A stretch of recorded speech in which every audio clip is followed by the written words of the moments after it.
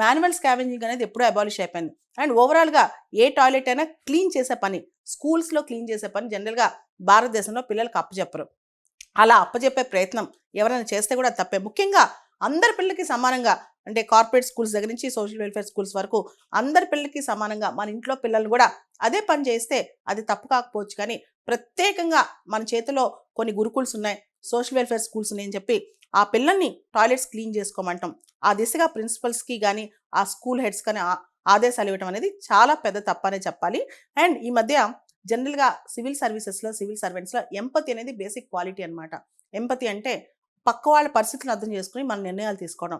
ఆ ఎంపతి చాలామంది ఐఏఎస్ ఆఫీసర్లో, ముఖ్యంగా తెలుగు రాష్ట్రాలకు చెందిన ఐఏఎస్ ఆఫీసర్స్లో మిస్ అవుతుందని చెప్పి చాలామంది భావిస్తున్నారనమాట. దీనికి సంబంధించి పెద్ద దుమారమే రేగుతుంది తెలంగాణలో. ముఖ్యంగా సోషల్ వెల్ఫేర్ హాస్టల్స్ సంబంధించి పిల్లల్ని, గురుకుల్ స్కూల్స్లో సంబంధించి పిల్లల్ని టాయిలెట్స్ వాళ్ళ చేత క్లీన్ చేయించాలి అనే స్టేట్మెంట్ అనేది ఇప్పుడు చాలా పెద్ద చర్చ జరుగుతుంది. ఈ దిశగా ఈ ఆఫీసర్స్ ఆర్డర్ ఇవ్వడం అనేది కూడా తప్పే అని చాలామంది చెప్తున్నారు.